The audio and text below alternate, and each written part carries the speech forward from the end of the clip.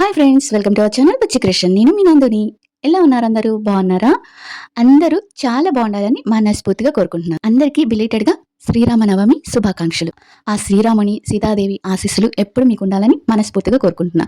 వీడియోలోకి వెళ్లే ముందు చిన్న రిక్వెస్ట్ ఏంటంటే, వీడియో నచ్చితే లైక్ చేయండి, లాస్ట్ వరకు వినండి. అంటే చాలా ఎమోషనల్గా ఉంటుంది వీడియో. చాలా ఎమోషనల్ అయ్యాను నేను ఈ ఎపిసోడ్ చూసినాక. నిజంగా భార్యాభర్తలు అన్నప్పుడు ఈ వీడియో చూడాలి, ఈ వీడియో కాదు, ఈ మ్యాడ్ ఫర్ ఈచ్ అదర్ చూడాలి. భార్యాభర్తలు కానీ, ప్రేమించుకున్న వాళ్ళు కానీ చూడాలి అని అనిపించింది. నేనైతే చాలా ఎమోషనల్ అయ్యాను. ప్రతి ఒక్క హస్బెండ్ అండ్ వైఫ్కి, ప్రతి ఒక్క ప్రేమికులకి ఇలానే ఉంటుందా, ఇలానే జరుగుతుందా అని అనిపించింది. అదేమో ఆ విషయాలన్నీ తెలుసుకునే ముందు చిన్న రిక్వెస్ట్ ఏంటంటే, నేను మొన్న మీకు చెప్పాను, నేను ఒక ఛానల్ స్టార్ట్ చేస్తున్నాను, దానికి మీ సపోర్ట్ కావాలని. మీ అందరూ దానికి సపోర్ట్ చేస్తామన్నారు. ఆల్రెడీ నేను వీడియో స్టార్ట్ చేశాను, షార్ట్ వీడియో కూడా పెట్టాను. మీకు నిన్న షార్ట్ వీడియోలో దాన్ని లింక్ కూడా పెట్టాను. దీంట్లో కూడా వీడియో కింద లింక్ పెడతాను. కామెంట్లో ఫస్ట్ కామెంట్గా పిన్ చేస్తాను. ప్లీజ్ ఆ ఛానల్ని కూడా సబ్స్క్రైబ్ చేయండి. ఆ ఛానల్లో అన్ని మనకి నిజం అనిపించిన నిజాలు నిర్భయంగా మాట్లాడుకుందాం. ప్రతి ఒక్క డీటెయిల్ గురించి ఉంటుంది. ప్రతి ఒక్క విషయం గురించి, మీరు ఏ విషయం గురించి మాట్లాడక్క అని అంటారో ఆ విషయం ప్రతి ఒక్క డీటెయిల్స్ తెలుసుకొని నిజాలు నిర్భయంగా మాట్లాడుకుందాం ఆ ఛానల్లో. ఇక ఈ వీడియో వచ్చేటప్పటికి మ్యాడ్ ఫర్ ఈచ్ అదర్ లో 13 ఎపిసోడ్లో ఏం జరిగింది అనేది క్లియర్గా మాట్లాడుకుందాం. అంతకంటే ముందు తనూజ కళ్యాణ్ ఈ మ్యాడ్ ఫర్ ఈచ్ అదర్కి వస్తే ఎలా ఉంటుంది అనేది నేను చెప్పాలనుకున్నాను. అదేంటంటే, నేను చాలా మందికి చెప్తున్నాను, రియల్ కపుల్ కాకుండా రియల్ కపుల్ అంటారు వీళ్ళని. రియల్ కపుల్ అంటే ఇప్పుడు ఈ మ్యాడ్ ఫర్ ఈచ్ అదర్లో ఉండేవాళ్ళు. రియల్ కపుల్ అంటే ఒక సీరియల్లో కానీ, ఒక సినిమాలో కానీ యాక్ట్ చేసిన వాళ్ళని రియల్ కపుల్ అంటారు. అలా రియల్ కపుల్ని కూడా తీసుకునే ఛాన్సెస్ ఉంటే, అప్పుడు తనూజ కళ్యాణ్ వెళ్ళుంటే తప్పకుండా వాళ్ళిద్దరు విన్ అయ్యేవాళ్ళు. ఎందుకంటే వీళ్ళిద్దరికున్న అండర్స్టాండ్కి, వీళ్ళిద్దరికున్న మెచ్యూరిటీ లెవెల్కి వీళ్ళిద్దరు విన్ అయి ఉండేవాళ్ళు అని అనుకున్నాను. అంటే నేను అబ్జర్వ్ చూస్తున్నప్పుడు వీళ్ళిద్దరు ఉంటే బాగుండేది కదా, వీళ్ళిద్దరికున్న తెలివికి విన్ అయి ఉండేవాళ్ళేమో అని అనిపించింది. రియల్ కాదు, రియల్ కపుల్గా అనుకున్నాను. ఇంకా అదే విషయం నేను షేర్ చేసుకోవాలనుకున్నాను, మీతో షేర్ చేసుకుంటున్నాను. ఇక ఈ విషయం వచ్చేటప్పటికి, ఇంకా 12వ ఎపిసోడ్ వచ్చేటప్పటికి అందరికీ టాస్క్లు పెట్టారు కదా. ఆ టాస్క్ లో మనకు వచ్చి 5 కపుల్స్ గెలుస్తారనమాట. 10 మంది జంటల్లో 5 జంటలు గెలుస్తాయి అనమాట. చెప్పాను కదా, నీళ్ళ టాస్క్ అని అవని ఇవని ఒక 5 టాస్క్లు పెడతారు. 5 టాస్కుల్లో మనకి ఎవరెవరు గెలుస్తారంటే, ప్రియాంక శివ, కళ్యాణ్ వాసంతి, బిట్టు సంజ, జానుబాను, మన ఆసియా నూకరాజు, ఈ 5 జంటలు ఆ గేమ్ లో విన్ అవుతారనమాట. ఈ గేమ్ విన్ అయ్యాక ఈ మధ్యలో ఇంకొక టాస్క్ పెడతారు. ఈ టాస్క్ అప్పుడు నేను చాలా ఎమోషనల్ అయ్యాను. నాకు నిజంగా లిటరల్లీ కళ్ళల్లో నీళ్ళు వచ్చేస్తాయి. వచ్చాయి అనమాట. ఈ టాస్క్ లో నాకు చాలా బాగా గుర్తొచ్చిన వాళ్ళు ఎవరంటే, కళ్యాణ్ తనుజ గుర్తొచ్చారు. ఎందుకంటే నేను ఎమోషనల్ గా, మనం బిగ్ బాస్ హౌస్ లో బాగా కనెక్షన్ అయ్యాం కదా. నాకు ఎందుకు ఇక్కడ కూడా చూడగానే వీళ్ళు ఉంటే కూడా బాగా కనెక్ట్ అయి ఉండేది అని అనిపించింది నాకు. అంటే మామూలుగా ఎమోషనల్ గా అక్కడ కనెక్ట్ అయి ఉన్నాం కదా, అందుకని నాకు ఇక్కడ కూడా కనెక్ట్ అనిపించింది ఆ సిరీస్ చూసినప్పుడు. అక్కడ ఏంటంటే, ఇప్పుడు ఒక తప్పు చేశాం కదా, ఆ తప్పు రీగ్రేడ్ అనమాట. రిగ్రేట్ అయ్యేది అంటే, ఇది నేను చేయకుండా ఉంటే బాగుండేది, ఆ రోజు ఈ విషయం నేను చేయకుండా ఉంటే బాగుండేది, తను అలా బాధ పెట్టకుండా ఉంటే బాగుండేది అని చెప్పి ఆ విషయాన్ని చెప్పి దాన్ని అంటే దానికి సంబంధించిన అంటే కోపాన్ని కానీ, అసహనాన్ని కానీ, ఈగోని కానీ, ఇలాంటిది ఏదైనా ఉంటే దాన్ని బోర్డు మీద రాసి, ఆ విషయం రాసి దాన్ని బద్దలు కొట్టాలన్నమాట, ఎదుటి పార్ట్నర్కి సారీ చెప్పి. అలా ఆ టాస్క్ జరుగుతున్నప్పుడు నాకు బాగా టచ్ అయిన వాళ్ళు ఎవరంటే, అంజలి పవన్ గారు ఏం చెప్పారంటే, అసలు అంజలి గారు పవన్ నుంచి అసలు విడాకులు తీసుకుందాం అనుకున్నారంట. నిజంగా ఆ జంట ఈ షోకి రాకుండా ఉంటే విడిపోయి ఉండేవాళ్ళు. వాళ్ళకి మాట్లాడుకునే ఒక తీరిక లేక, ఒక ఇది లేక ఈ షోకి వచ్చి, నిజంగా నాకు మ్యాడ్ ఫర్ ఈచ్ అదర్ కొంతమంది జంటలకి, ఇక్కడున్న జంటలకి కొంతమంది వాళ్ళని వాళ్ళు తెలుసుకునేదానికి, వాళ్ళల్లో వాళ్ళ పార్ట్నర్స్ కి ఏమీ నచ్చట్లేదు అని తెలుసుకునేదానికి ఈ షో బాగా ఉపయోగపడుతుందని నేను అంటాను. ఇప్పుడు అంజలి పవన్ విషయం తెలుసుకోండి. అంజలి గారు పవన్ గారిని అసలు విడాకులు ఇచ్చేద్దాం, వదిలేద్దాం అనుకున్నారంట. ఎందుకంటే అంజలి గారికి ఫ్యామిలీ అనేది ఎక్కువ లేదంట. అంటే నాన్నగారు లేదు, అమ్మగారు అండ్ ఎవరో ఒక చెల్లిలో తమ్ముడు ఉన్నారంట, అంతేనంట. ఇంకేం ఫ్యామిలీ బంధువులు లేరంట. కానీ పవన్ గారికి అందరు ఉన్నారంట. ఎప్పుడు పవన్ గారికి వాళ్ళ బంధువులకి ఇంపార్టెంట్ ఇస్తున్నాడు, నాకు ఇవ్వట్లేదు అని చెప్పి ఎప్పుడు గొడవ పెట్టుకుంటా ఉండేదంట. అది మితిమీరిపోయి సెకండ్ బేబీ పుట్టాక ఈ మధ్య కాలంలో ఈ షోకి రాకముందు ఒక 1 వీక్ 2 వీక్స్ ముందు నేను తను విడాకులు ఇద్దాం అనుకున్నాను. బట్ ఇక్కడికి వచ్చినాక నా రీగ్రెట్, నాకు తను కదా ఉంది, నాకెవరున్నారు? నేను నా ఫ్యామిలీ నాకు నో ఫ్యామిలీ ఉన్న నా ఫ్యామిలీలో నా పిల్లలకు గూడా నేను అదే చేయాలనుకున్నాను కదా! అని చెప్పి అసలక్కడ చాలా ఎమోషనల్ అయ్యారు. నాకు చాలా నచ్చింది. వాళ్ళిద్దరూ ఒకరి గురించి ఒకరు తెలుసుకొని, అలాగే పవన్ గారు కూడా అంజలి గారికి టైం ఇవ్వకుండా, అంజలి గారిని ఫస్ట్ ఒక బేబీని అబార్షన్ చేపించుకోమన్నారంట. అది చాలా ఫస్ట్ బేబీని అబార్షన్ చేయించుకో, సెల్ఫిష్‌గా మారాను. ఈమెకొచ్చి ఈగో, తనకొచ్చి సెల్ఫిష్. ఈ రెండిటిని బద్దలు చేశారనమాట. వాళ్ళిద్దరిది నాకు చాలా నచ్చింది. ఇంకా హరీష్ గారు చూడ్డానికి నాకు ఏంటోగా అనిపిస్తారు కానీ, కొంచెం అందరికన్నా వెరైటీగా ఉంటారనిపిచ్చారు కానీ, బట్ ఫస్ట్ టైమ్ హరిత గారి మీద ఇంత ప్రేముందా? పిల్లల్ని కూడా వద్దనుకునేంత ప్రేముందా హరిత గారి మీద అని అనిపిచ్చింది. తనకి పిల్లలు లేరంట. తనకి పిల్లలు పుడితే హరిత గారికి ఆరోగ్యపరంగా ప్రాబ్లమ్ వస్తది. హరిత గారికి డేంజర్ అని చెప్పి పిల్లల్ని వద్దనుకున్నారంట. ఆ హరిత గారు నేను లేకపోయినా నాకు పిల్లలు కావాలి అంటే, హరీష్ గారు నువ్వు లేకపోతే నాకు పిల్లలెందుకు? నాకు నువ్వే ముఖ్యం. నాకు పిల్లలొద్దు.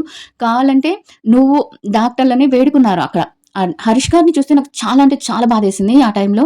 హరిత గారికి ఇప్పుడు బాలేదు. హౌస్‌లో తనున్నారనమాట. అట్లా నేను ఏం రిగ్రెట్ రాయగలను ఇక్కడ? నాకున్న బాధ అదొక్కటేను అని చెప్పి తనేం రాయకుండా అక్కడ ఎమోషనల్ అయితే నాకు చాలా బాధ అనిపిచ్చింది. అది ఒక్కొక్కరిది చెప్పుకుంటూ పోతుంటే అంటే మనకి ఉన్న ప్రాబ్లమ్సే సెలబ్రిటీస్‌కి కూడా ఉన్నాయి.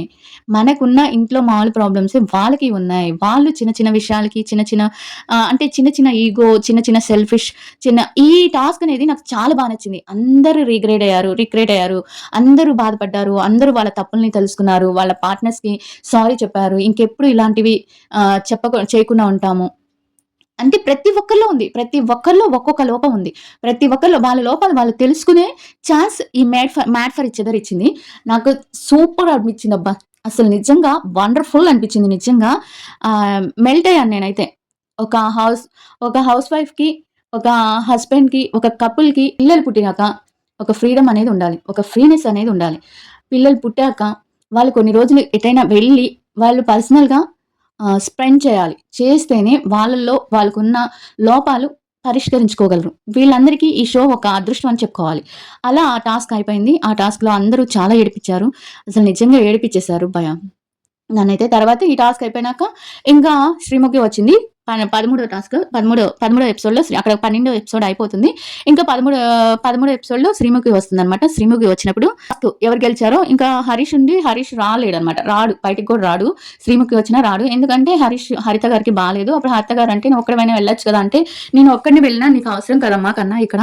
నీకు మధ్యలో ఏదైనా అవసరం అయితే నేనెలా? అందుకే నేను వెళ్ళలేదు. నేను వెళ్ళినా నేను అక్కడేమి చేయలేను కదా! ఓడిపోతే ఓడిపోదాం వెళ్ళిపోదాంలే" అన్నట్టుగా మాట్లాడతాడనమాట. నాకెందుకో హరీష్ గారు బాగా నచ్చారు. మోస్ట్ ఇప్పుడేంటంటే పిల్లలు ఇంపార్టెంట్ అని వైఫ్‌కి అంత ఇంపార్టెన్స్ ఇవ్వరు కదా! పిల్లలు కావాలని. వాళ్ళు పెళ్లయ్యి 16 సంవత్సరాలు అవుతున్నా కూడా పిల్లలు వద్దనుకున్నారంటే గ్రేట్ అనే అనుకోవాలి. అంటే భార్య ఎక్కువ అనుకుంటున్నాడంటే ఆయన గ్రేట్ అనే అనుకోవాలి. ఆ తర్వాత ఒక టాస్క్ జరిగిద్దనమాట. ఒకరి గురించి ఒకరికి. అంటే ఒక డేట్ ఆఫ్ ఈ టాస్క్ ఈ 5 మంది గెలుస్తారు. చెప్పాను కదా! Vasanthi Kalyan and Shiva Priyanka and నోకరాజ్ Asia, ఇంకెవరు జాను బాను, బిట్టు సంజ. వీళ్ళందరూ గెలుస్తారు. వీళ్ళందరూ ఆడతారనమాట. అప్పుడు నూకరాజు ఆసియాకి ఒక ఆఫర్ ఇస్తది. మీలో ఈ 5 మందిలో ఒకరిని స్వాప్ చేసి అక్కడి నుంచి ఒకరిని తీసుకోవచ్చు అని. వాళ్ళెందుకు నూకరాజ్, ఆసియా వాళ్ళు వద్దు మేము స్వాప్ చెయ్యం అని చెప్తారనమాట. స్వాప్ చేయమని చెప్పేటప్పటికి సరేనని చెప్పి వీళ్ళందరికీ ఒక టాస్క్ పెడతారు. అదేంటంటే హై లవ్, లో లవ్. అంటే ఏంటంటే ఒకరి గురించి ఒక date of birth, first gifts ఏమిచ్చారు. వీళ్ళు ఇక్కడ ముందు వాళ్ళు వెనకాల ఒక నిచ్చెన లాంటిది యేసుంటారనమాట. ఆ నిచ్చెన ఒక్కొక్కటి స్టెప్ పెట్టుకుంటా వెళ్ళాలి. కరెక్ట్ ఆన్సర్ చెప్తే ఒక స్టెప్ పెట్టొచ్చనమాట. అలా పెట్టే దాంట్లో కళ్యాణ్, వాసంతి ఫస్టొస్తారు. తర్వాత ఆసియా అండ్ నూకరాజ్ వస్తారు. తర్వాత బిట్టు, సంధ్య వస్తారు. తర్వాత ఇద్దరు శివ అండ్ ప్రియాంక అండ్ జాను బాను వీళ్ళిద్దరూ ఫోర్త్ ప్లేస్‌లో వస్తారనమాట. ఇట్లా ఈ టాస్క్ విన్ అయింది జా వాసంతి, కళ్యాణ్.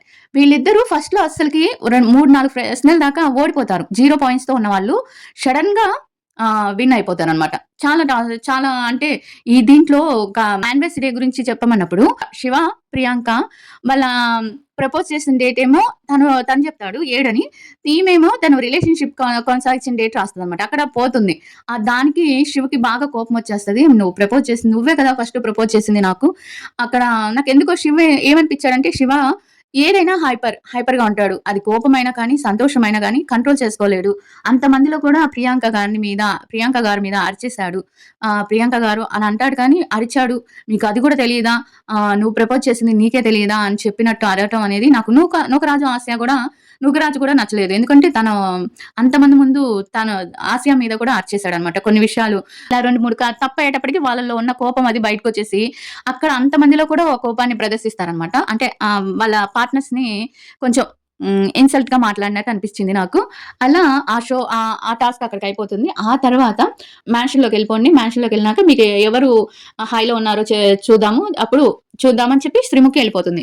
శ్రీముఖి ఎళ్ళిపోయినాక మ్యాన్షన్‌లోకొచ్చినాక ప్రియాంక, శివు మాట్లాడుకుంటారు. అంటే కొంచెం తిట్టుకున్నట్టే మాట్లాడతాడనమాట. శివ మాట్లాడతాడు. ప్రియాంక గారు ఏడుస్తారనమాట. "సారీ అండి. సారీ శివ. సారీ" అని శివ గారు సారీ అని చెప్తది. అక్కడెందుకో నాకు శివ కొంచెం ఓవర్‌గా రియాక్ట్ అయ్యాడు అని అనిపిచ్చింది.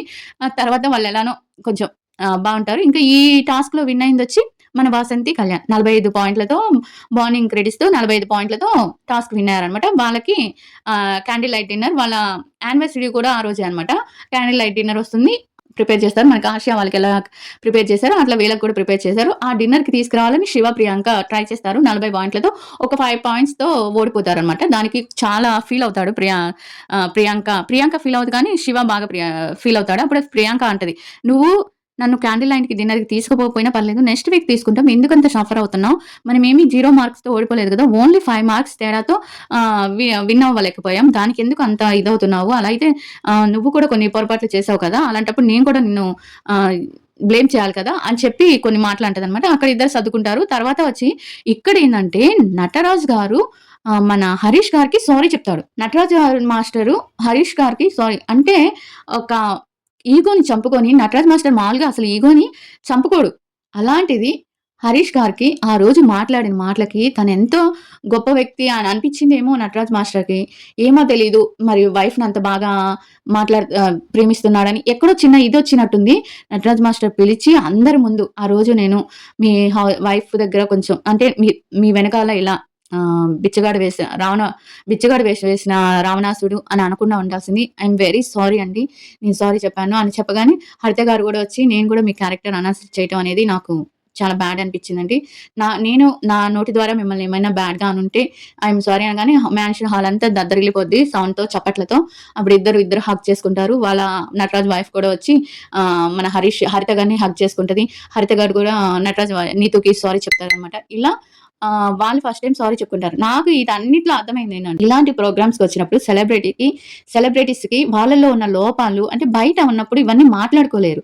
ఈగోసు ఇవన్నీ అడ్డమొస్తాయి. కానీ ఇలాంటి షోలో తప్పకుండా మాట్లాడుకోవాలి గాబట్టి, తప్పకుండా వాళ్ళ మనసులోంచి బాధంతా పోయి, వాళ్ళు ఇంకా కలిసి ఇంకా ఎక్కువ కాలం కలవడానికి, ఇంకా ప్రేమను పంచుకునేదానికి ఎక్కువ హోప్ ఉంటుంది ఇలాంటి షోస్‌కొచ్చినప్పుడు. ఇలాంటి షోస్‌ని చూడాలి, ఎంకరేజ్‌మెంట్ చేయాలి అని అనిపించింది నాకు. అంటే కొంతమంది నెగెటివ్ ఉన్న వాళ్ళని చూడొచ్చు, పాజిటివ్ ఉన్న వాళ్ళని చూడొచ్చు. మనం చూసేదానికి నెగెటివ్‌గా ఉన్న వాళ్ళు గూడా వాళ్ళలో ఉన్న పాజిటివ్స్‌ని మనకి ఈ షో చూపిస్తది. అలానే కదా 'బిగ్ బాస్‌లో' ఉన్న వాళ్ళని మనకి అసలు కళ్యాణ్ అంటే ఎవరో తెలీదు, తనుజ అంటే ఎవరో తెలీదు. వాళ్ళలో ఉన్న వ్యక్తిత్వాన్ని మనకి 'బిగ్ బాస్' పరిచయం చేసింది కాబట్టి వాళ్ళకిప్పుడు ఇంత ఫ్యాన్ బేస్ ఉంది. అంతే కదా! ఇలాంటి షోలు అవసరం.